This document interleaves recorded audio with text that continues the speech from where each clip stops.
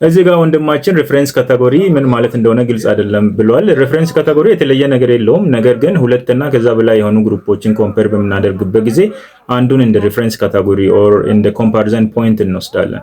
ኦልዌይስ እንደምታውቁት ሁለት ነገሮችን ኮምፔር ስናደርግ አንዱን ኤክስፕሌን የምናደርገው ከሌላው አንፃር ነው አይደለ?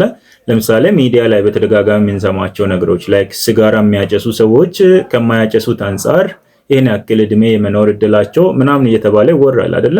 ያ ማለት ሲጋራ የሚያጨሱ ሰዎች ከማያጨሱት አንፃር ነው ኮምፔር እየተደረጉ ያሉት። እነዛ ሲጋራ አያጨሱም የተባሉት ግሩፖች ሪፈረንስ ካቴጎሪ ናቸው ወይም ኮምፓሪዘን ፖይንት ናቸው ማለት ነው። ሶ ስታቲስቲክስ ላይ በምትሰሩበት ጊዜም በተለይ ሎጂስቲክ ሬግሬሽን ላይ በምትሰሩበት ጊዜ ሶፍትዌሮች ሪፈረንስ ካቴጎሪ ስፔሲፋይ እንድታደርጉ ጠይቋቸዋል። ሪፈረንስ ካቴጎሪውን ላስት ፈርስት ኦር ደግሞ ሚድል ላይ ያሉትን ኦፕሽኖች ማድረግ የእናንተ ምርጫ ነው። ለምሳሌ ጀንደር ላይ ሴት እና ወንድ ካቴጎሪ ካለ ሴቶችን ከወንዶች አንፃር ነው ኮምፔር ማድረግ የምትፈልጉት ኦር ወንዶችን ከሴቶች አንፃር ነው ኮምፔር ማድረግ የምትፈልጉት? የእናንተ ውሳኔ ነው። ለምሳሌ ኮድ ስታደርጉ 0 ለወንድ 1 ለሴት ከሆነ ላስት ካቴጎሪን ሪፈረንስ የሚታደርጉ ከሆነ ወንዶችን ኮምፔር የምታደርጉት ከሴቶች አንፃር ይሆናል ማለት ነው። ኦር ቀይራችሁ ካቴጎሪውን ፈርስት ብታደርጉ 0 መርጣችኋል ማለት ነው። 0 ደግሞ ለወንድ ነው ስፔሲፋይ ያደረጋችሁት።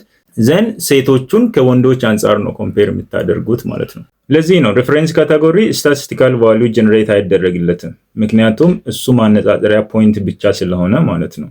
ሐሳቡ ግልጽ እንደሆነ ተስፋ አደርጋለሁ። ለተጨማሪ ቲፖች ፎሎ ማድረግ እንዳትረሱ። መልካም ጊዜ